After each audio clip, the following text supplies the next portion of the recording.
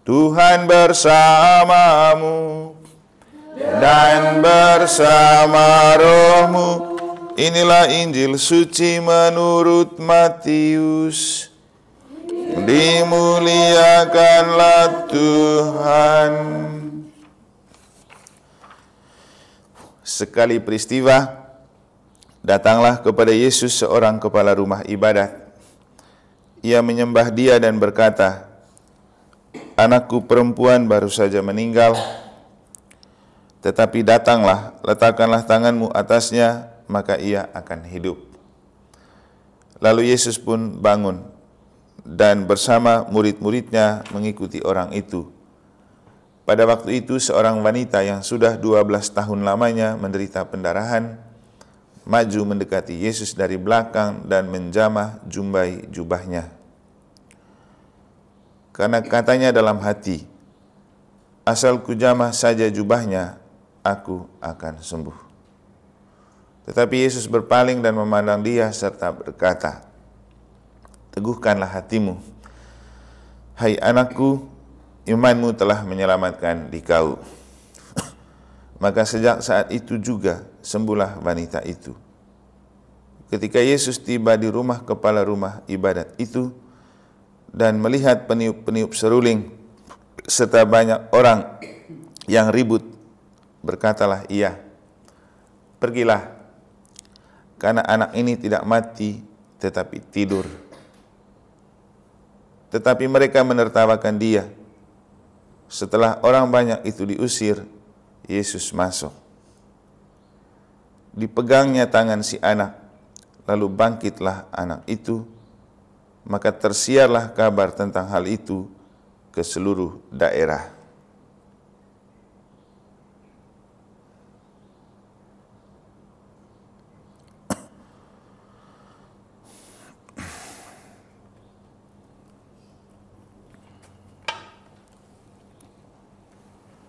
Demikianlah sabda Tuhan. Terpujilah Kristus.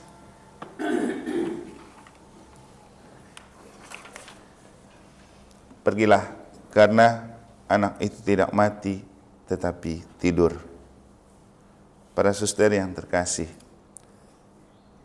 kalau kita maknai kata-kata Yesus ini, pergilah karena anak ini tidak mati tetapi tidur, bisa juga kita maknai ketika kita diutus pergi ke tempat tugas perutusan yang baru. Biasanya ada dua kemungkinan kalau kita pergi atau dipindahkan. Nanti para suster yang pejabat itu bisa membandingkan. Pertama, entah karena kita yang tertidur atau tempat di mana kita diutus itu sedang tertidur. Maksudnya, kalau kita tertidur dengan dipindahkan ke tempat yang baru, kita bangun dan bersemangat kembali. Atau kalau di tempat yang kita utus itu mungkin orangnya pada tidur-tidur, kita datang untuk membangunkan mereka. Yang paling penting itu makna kata pergi untuk mengubah kematian atau tidur menjadi bangun dan hidup. Kita tidak akan menemukan perubahan kalau tidak beranjak atau keluar dari zona nyaman. Maka definisi pergi paling utama adalah keluar dari zona nyaman untuk kita diberikan tantangan baru. Entah karena kita yang tertidur dalam pelayanan sebelumnya atau tempat yang baru sedang tertidur yang perlu kita bangunkan dan kita hidupkan. Maka dalam hal ini kalau bicara pergi, maka kita juga tidak bisa menghindari kenyataan hidup kita itu seperti bisa juga bis, bisa juga perahu. Lagu pembuka tadi kan bagus sekali. Gimana itu?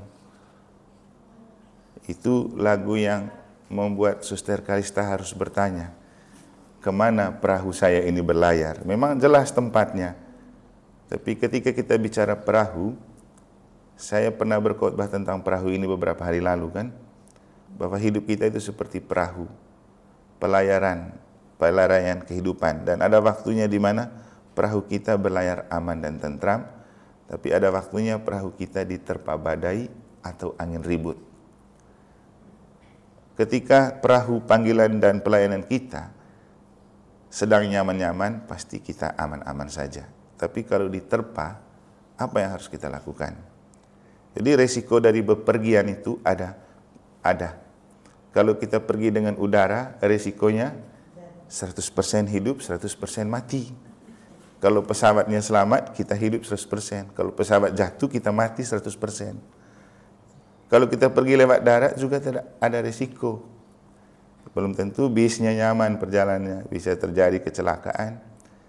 Apalagi kalau kita pergi pakai laut. Nah, ini lagi. Kalau perjalanan ke Jawa ini kan darat dan laut angkut semua. Kalau lewat laut, untung nih penyeberangannya sempit dan singkat, tapi arusnya besar. Tapi kalau jalannya kayak ke Lombok atau ke Nusa Penida, pasti Suster Kalista paling takut ombak itu. Jadi dimanapun kita pergi, selalu punya risiko, entah di udara, di darat, atau di laut. Dan dimanapun kita pergi diutus, selalu punya risiko. Risiko seperti yang diceritakan. Tapi apapun tantangan yang kita hadapi, kembali ke berpikir progresif seperti yang kemarin saya bilang. Jadi dari definisi berpikir progresif itu yang paling menarik ketika kita diminta merangkul tantangan.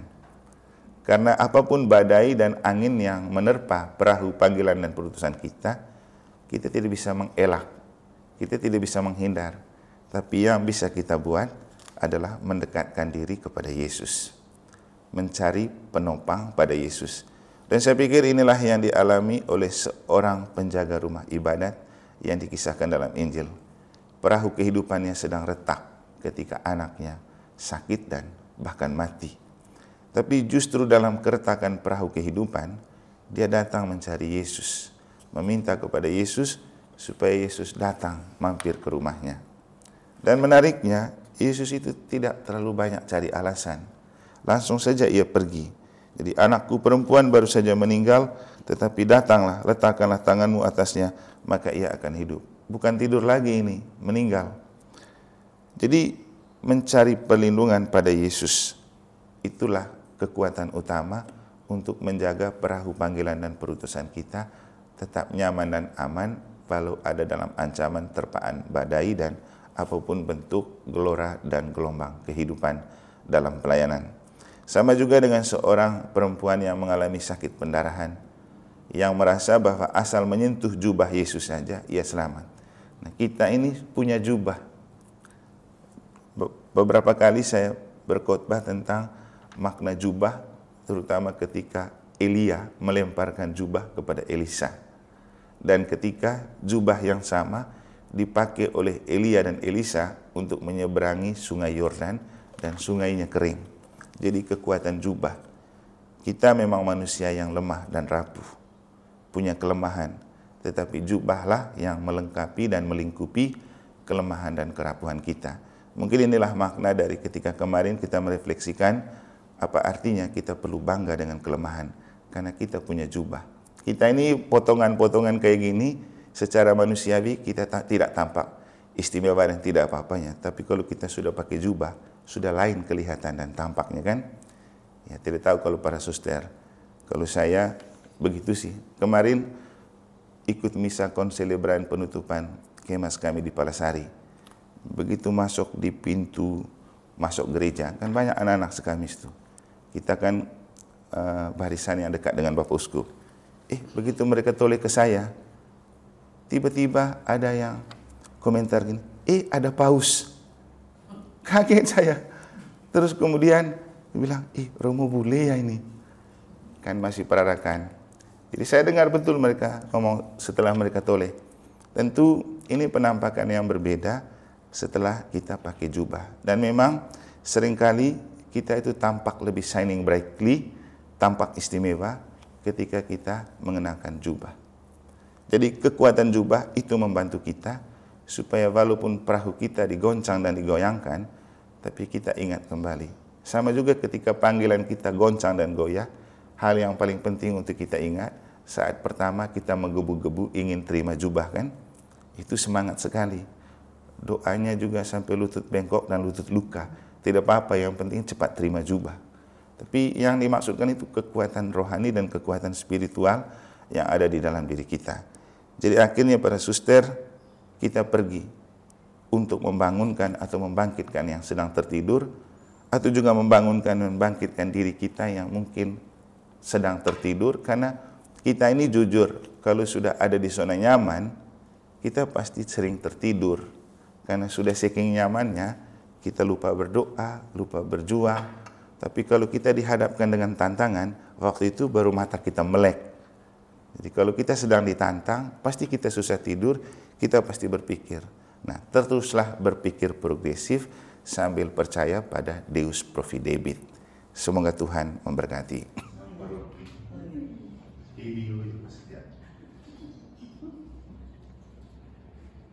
Suster Kalista yang terkasih, disaksikan oleh Suster Patricia dan Suster Patris dan Suster Iko dan kawan-kawan. Saya Romo Martinus Emanuel Ano, Pastor Pondok di Negara, atas nama DPP dan seluruh umat mengucapkan limpah terima kasih kepada Suster Kalista untuk seluruh kebersamaan dan pelayanan selama berada di komunitas OSF Negara Jembrana. Sekarang Suster diutus ke tempat yang baru, karena mereka juga membutuhkan suster di sana, dan Tuhan membutuhkan kehadiran suster untuk bangkit dan bergerak bersama membangun gereja sinodal melalui kongregasi OSF di tempat perutusan yang baru. Mohon maaf untuk yang tidak berkenan, semoga sehat, sukses dan bahagia selalu, dan tetap enjoy dalam tugas karya dan pelayanan dalam Deus Providebit. Amin. Semoga Tuhan memberkati. Selamat misa terakhir di sini ya, di susteran. Dan kemarin ada suster yang bilang besok orang mau nyanyi, karena kemarin saya nyanyi di gereja. Tapi saya cari nyanyi apa yang baik untuk suster ya. Tapi saya rasa pas dengan lagu yang saya pakai kemarin, karena cocok untuk tugas perutusan yang baru. Kemarin itu saya pakai nyanyi itu sebenarnya karena saya juga mau pergi. Nanti lihat saja kata-katanya. Tapi yang paling penting lagu itu berbicara tentang persembahan diri kita kepada Tuhan dalam tugas panggilan dan perutusan. Tadi waktu saya baca di bagian ini doa syukur agung, langsung ingat dengan kita yang mempersembahkan diri untuk menjadi kaum terpanggil. Semoga kami disempurnakan olehnya menjadi persembahan abadi bagimu, agar kami pantas mewarisi kebahagiaan surgawi. Kita akan telah mempersembahkan diri kita kepada Tuhan, dan itu adalah jalan dan cara terbaik supaya ketika perahu hidup dan panggilan kita tergoncang, kita yang sudah mempersembahkan diri kepada Tuhan kan tidak perlu takut, karena di dalam Tuhan kita pasti aman dan nyaman. Maka selalu siaplah pergi diutus, karena Tuhan tak pernah membiarkan kita berjalan dan berjuang sendiri. Tadi itu saya pakai kaos yang dari suster punya ide itu, doa dan dolan, yang kaos mereka jalan-jalan itu apa? Dodo, doa dan dolan, kan cocok, doa dan pergi. Dan sekarang kita berdoa untuk Suster Kalista pergi, makanya cocok dengan kaos yang saya pakai. Nanti enak saya buka masih kan. Dan cocok dengan lagu ini untuk kita semua dan untuk seluruh perjalanan kita. Dengar sedikit kata-katanya ya.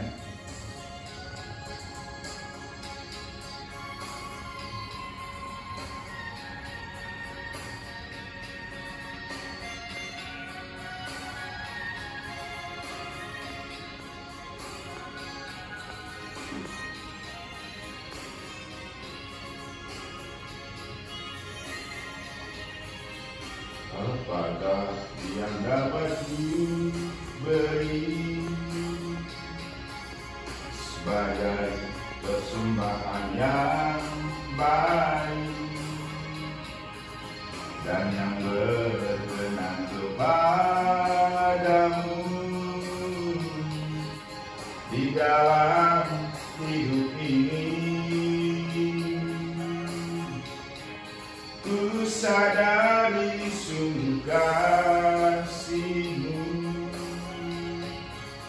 yang berlimpah tiada batasnya, menyejukkan hati ini, menyegarkan jiwa ini. Siapakah aku Tuhan. Hanya yang bisa ku berikan padamu apa yang ada padaku. Tiada harta yang berarti ku miliki, Tuhan saja yang lebih tahu. Pimpinlah langkah kakiku dan pergi, beritakan kasih-Mu. Tanganku kerja bagi-Mu, bibirku memuji-Mu, Tuhan tuntun langkahku. Sekiannya sekalian, itu untuk kita semua. Kaki kita melangkah, tangan kita bekerja, bibir kita memuliakan Tuhan untuk mewartakan Injilnya. Marilah pergi, kita diutus. Selamat jalan, selamat menjalankan tugas di tempat perutusan baru. Tetaplah berjalan bersama Tuhan Yesus yang adalah juru selamat kita dan dalam bingkai Deus Provideri. Terima kasih untuk kebersamaan selama ini. Mohon maaf untuk segala hal yang tidak berkenan, dan semoga kita tetap bertemu kembali dalam doa-doa yang kita ungkapkan dimanapun kita berada.